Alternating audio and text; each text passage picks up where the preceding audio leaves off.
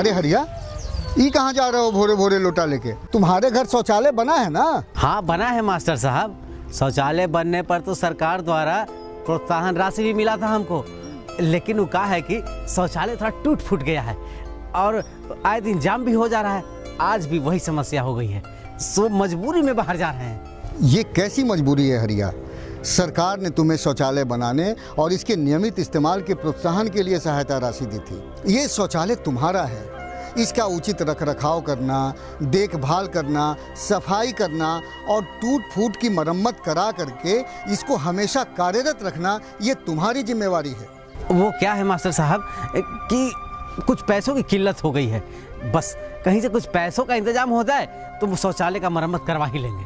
अच्छा एक बात बताओ, यदि तुम कभी बीमार पड़ जाओ, तुम्हारा बच्चा या तुम्हारे परिवार का कोई सदस्य बीमार पड़ जाए तो इलाज कराओगे कि नहीं? इहो कोनो पूछे वाला बात है मास्टर साहब, जरूर करवाएंगे। और इसमें कितना खर्च आएगा? अगर खुदा ना खास्ते अगर शहर में जाकर के इलाज कराना पड़ गया तो?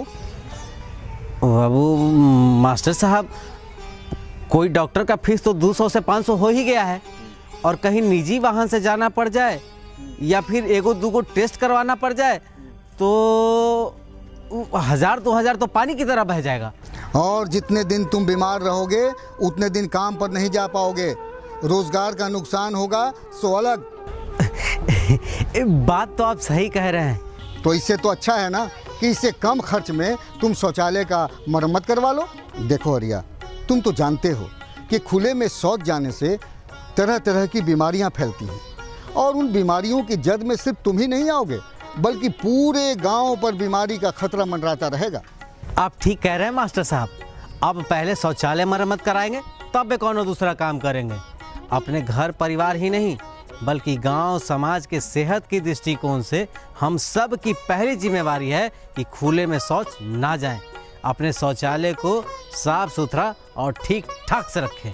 यही नहीं, अगर शौचालय में कोई तकनीकी खामी हो, जैसे वाई जंक्शन नहीं बना हो, 2 गड्ढे वाले शौचालय में दूसरा गड्ढा नहीं बना हो, या फिर पाइप में कोई तकनीकी खराबी हो, तो उसे रेट्रो फिटिंग करवा लेना चाहिए ताकि शौचालय से पर्यावरण को कोई नुकसान नहीं पहुंचे।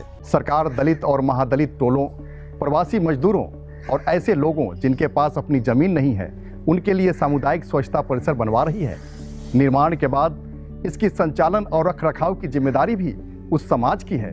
शौचालय और स्नान घर की साफ सफाई, छोटी मोटी मरम्मत, बाल्टी, मग, साबुन आदि का प्रबंध करना भी समुदाय की जिम्मेदारी है।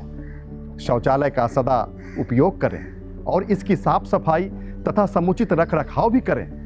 आइए अपनी यह जिम्मेदारी निभाएं, अपने घर और गांव को स्वच्छ, सुंदर और समृद्ध बनाएं।